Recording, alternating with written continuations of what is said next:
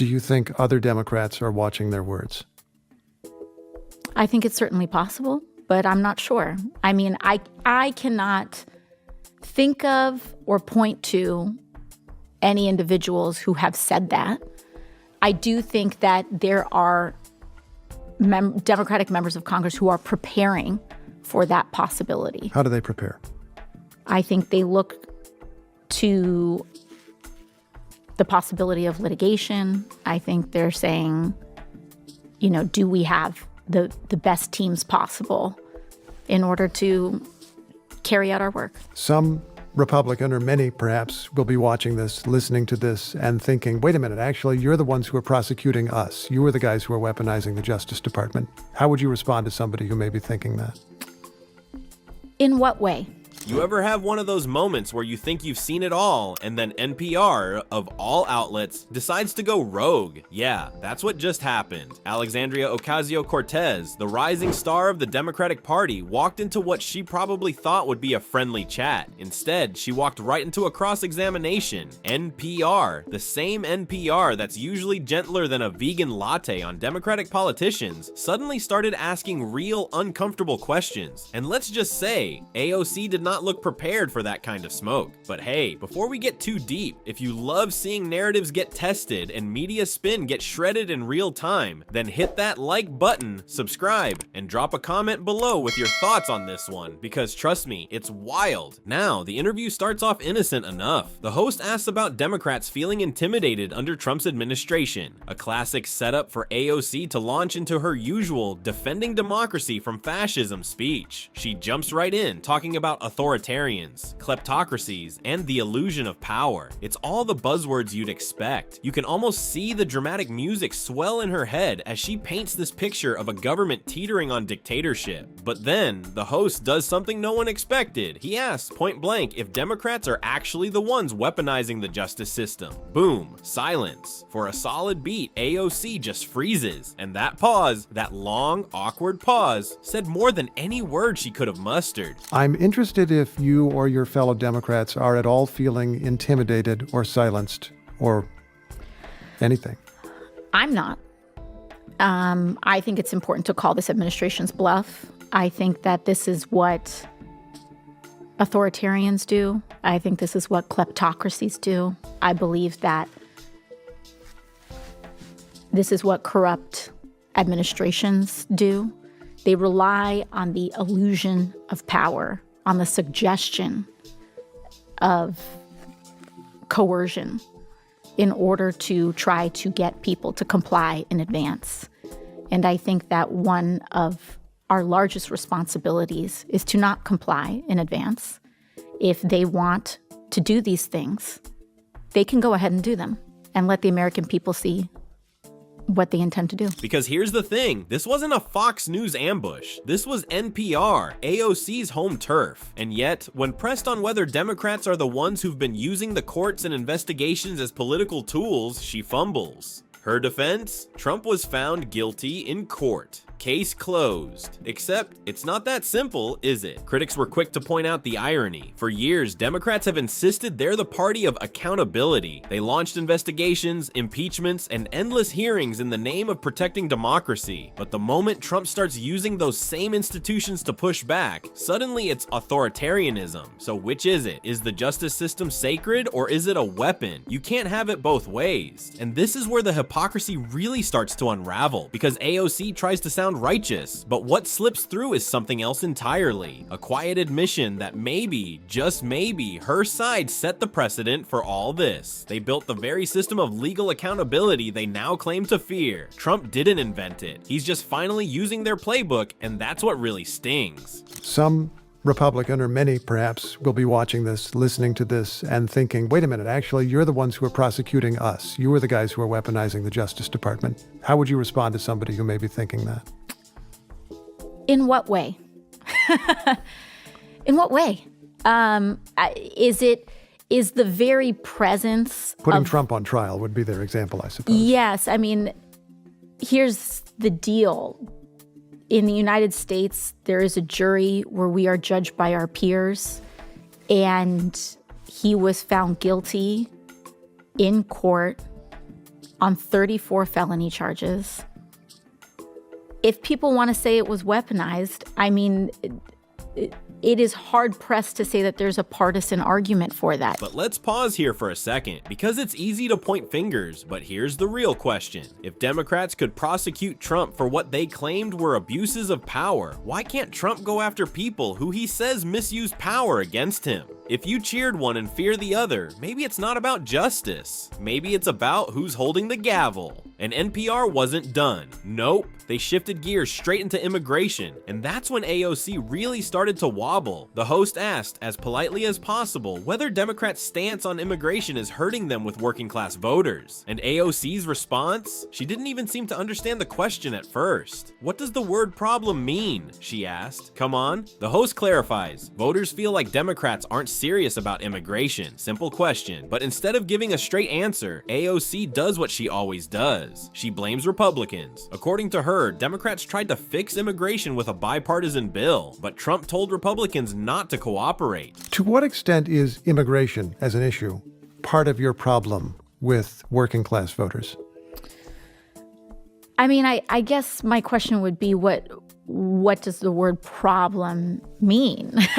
People voting for the other side and not for you. Yeah. Feeling that Democrats are not serious about the issue in ways that concern them. I think that we have a problem on immigration because of the lack of progress that we've had on this issue. And as we know, Republicans weaponized that lack of progress. Of course, there was famously a bipartisan bill last year that the Republican majority in the Senate and also in the House were willing to pass. President Biden was willing to work with them on it. And Donald Trump said, do not solve this problem. Now, even if that's true, it still doesn't explain why the border spiraled out of control while Democrats were in charge. Remember when Kamala Harris was appointed border czar? What exactly got solved? Nothing. In fact, border crossings skyrocketed, small towns were overwhelmed, and major cities like New York and Chicago started sounding the alarm. Not conservatives, but blue city mayors begging for help. Yet AOC still tries to frame the issue like it's everyone else's fault. It's Trump's fault, it's Republicans' fault, it's America's lack of comprehensive immigration reform. But here's where the whole thing falls apart, because while she's talking about creating a path to citizenship, the host interrupts again with a sharp reality check. He reminds her that Trump's administration, for all its flaws, actually did take concrete action to secure the border. And you can practically see AOC blink in disbelief, like she's wondering if she's still on NPR or if she accidentally wandered into a talk radio show. It is a problem not just for Democrats, it's a problem for the entire country that Republicans do not want to solve any sort of issue with immigration. They are completely uninterested in addressing undocumented people, in addressing a path to citizenship. Well, they do want to address undocumented people by removing them. I mean, that's what the president is attempting now. And honestly, credit where it's due. The host had a point. Love or hate Trump, you can't deny he treated the border like a real problem. He didn't just talk about it. He built walls, tightened policies, and enforced existing laws. Meanwhile, Democrats seem more interested in virtue signaling than problem solving. Then comes the best part. The host asks why immigration keeps becoming a political loser for Democrats if their approach is supposedly so compassionate and effective. And AOC's answer? She claims there's no clear path to citizenship. That's when my jaw hit the floor. Why do you think this issue did seem to be a political loser for Democrats among key groups and key constituencies, if what you say is true? I think that a lack of a path to citizenship in the United States, the lack of addressing comprehensive immigration reform creates a large population of undocumented people in the United States. And that is allowed to be weaponized in many ways. We have a large population of undocumented people in the United States.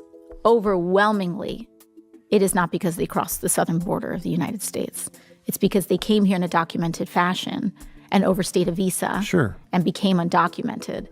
And it is the lack of ability for us to expand paths to citizenship, modernize paths to citizenship over decades that create this bubbling issue. No path. Really? Tell that to the millions of people who became US citizens through the system that already exists. Arnold Schwarzenegger, who came here with nothing but muscles and ambition, managed to do it. Ilhan Omar, who arrived as a refugee, did it too, and now sits in Congress right next to AOC. So when she claims there's no path, it doesn't sound like policy analysis. It sounds like denial. The system might need work, sure, but pretending it doesn't exist? That's where credibility goes out the window, because viewers aren't dumb. They can see through spin. They know the issue isn't about paths or paperwork. It's about enforcement. It's about whether we even respect the system in place. And that's where Democrats keep tripping over their own messaging. As the interview goes on, AOC tries to pivot again, blaming Republicans for weaponizing immigration and using it as a wedge issue. But the truth is, it became a wedge issue because people are fed up. Americans in border states, swing states, and even deep blue cities are feeling the impact. Rising housing costs, overloaded social systems, and communities stretched thin. You can call that political if you want, but for a lot of people, it's personal. Republicans are allowed to weaponize. And you have voters in places like Arizona, which is a swing state that Democrats lost, or Colorado, which is generally a blue state, saying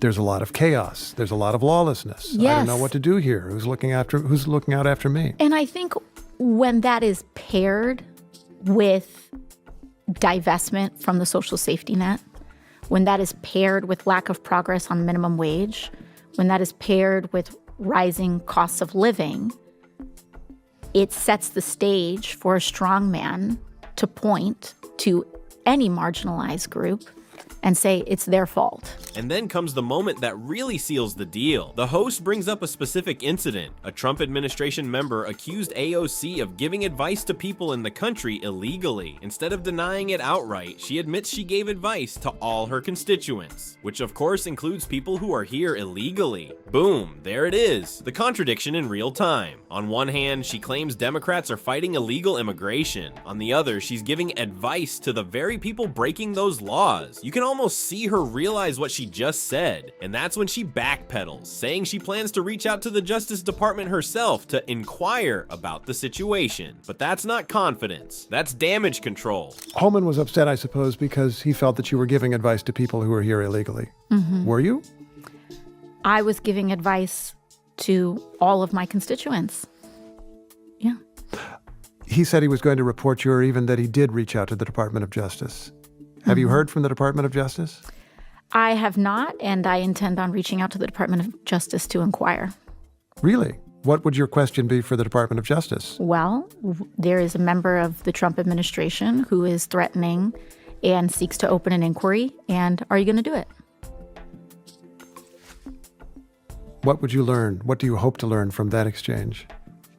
I think it's important to know where this administration stands and if they intend on using political intimidation to silence their critics. What's fascinating here is how the whole interview starts to expose AOC's biggest political weakness. She's great when she's controlling the narrative, but the second someone pushes back, the mask slips. Without her talking points and applause lines, she struggles to maintain consistency, and that's exactly what happened here. NPR, the one outlet she could usually count on to nod along, forced her to actually explain herself, and the result, a messy tangle of contradictions, double standards, and half-baked excuses. By the end, the conversation circles back to fear and intimidation. AOC suggests Trump might try to investigate or even arrest lawmakers who opposed him, warning that Democrats are preparing for that possibility. But come on, this is rich. For years, Democrats launched investigation after investigation into Trump, his allies, his businesses, even his family. But now, suddenly, accountability is political intimidation. Here's the hard truth. Free speech isn't freedom from consequences. If politicians, journalists, or anyone else spread misinformation or make reckless accusations, they should be ready to face the fallout. That's not censorship, that's responsibility. The same responsibility Democrats demanded from Trump should apply to them too. Because let's be real, if you spend years claiming no one is above the law, you can't suddenly switch it to this is political persecution when the spotlight turns your way. That's not justice. That's hypocrisy. Do you think there is a real risk of lawmakers being investigated, charged, arrested?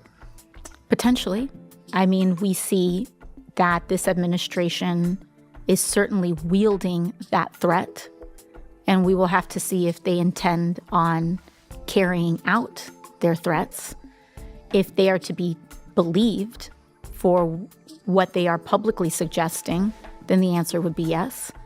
But we will only find out if we call their bluff. Do you think other Democrats are watching their words? I think it's certainly possible, but I'm not sure. I mean, I cannot think of or point to any individuals who have said that. I do think that there are Democratic members of Congress who are preparing for that possibility. And honestly, that's what made this whole interview so revealing. It wasn't just AOC on the defensive. It was the left's narrative being peeled back layer by layer. For the first time in a long time, NPR didn't play the role of gentle ally. They played journalist. And that simple act of asking real questions exposed just how fragile some of these talking points really are. Because when you strip away the buzzwords, authoritarianism, weaponization, systemic oppression, what's left? A political movement that spent years pushing one narrative, now struggling to defend it under pressure. At one point, AOC says it's important to call this administration's bluff, but maybe the real bluff being called here isn't Trump's, it's theirs. They set the rules. They cheered when the DOJ went after Trump. They applauded when social media companies censored stories inconvenient to their side. They built the framework of weaponized accountability, and now, as that framework starts to turn in the opposite direction, they're suddenly crying foul. But that's not how this works. If you build a sword, don't be surprised when someone else learns to swing it. How do they prepare? I think they look to the possibility of litigation. I think they're saying, you know, do we have the best teams possible in order to carry out our work? And that's why this interview matters. Not just because AOC stumbled, but because it shows a shift. The media landscape, even among traditionally left-leaning outlets, is starting to shift. NPR asking tough questions about immigration, weaponization, and accountability. That's a sign something's changing. Maybe Trump's push to cut federal funding to certain organizations really did light a fire under them. Or maybe, just maybe, journalists are finally realizing their job isn't to protect narratives, it's to challenge them. Either way, this interview pulled back the curtain on something we've all suspected for a while, that the Democrats' moral high ground isn't nearly as stable as they claim. You can talk about justice and compassion all day long, but if your actions don't match your words, people notice. So yeah, AOC's NPR moment wasn't just awkward, it was symbolic of a broader unraveling, where the spin is wearing thin and accountability, real accountability, might finally be coming full circle. And honestly, it's about time. Because at the end of the day, this isn't about one politician or one interview. It's about the double standards that have defined the last few years. It's about the people who got labeled extremists for asking questions, the ones who were censored for saying things that turned out to be true. It's about a media ecosystem that's been protecting one side for far too long, and now maybe is starting to wake up. So what do you think? Was NPR's sudden toughness a genuine shift toward real journalism, or was it a convenient coincidence after Trump's funding cuts? And more importantly, do you think AOC can keep up this balancing act as her contradictions become harder to hide? Drop your thoughts in the comments. I want to know what you think. And if you enjoyed this breakdown, hit that like button, subscribe for more political deep dives, and make sure to turn on notifications so you never miss an upload. Because one thing's for sure, this story isn't over.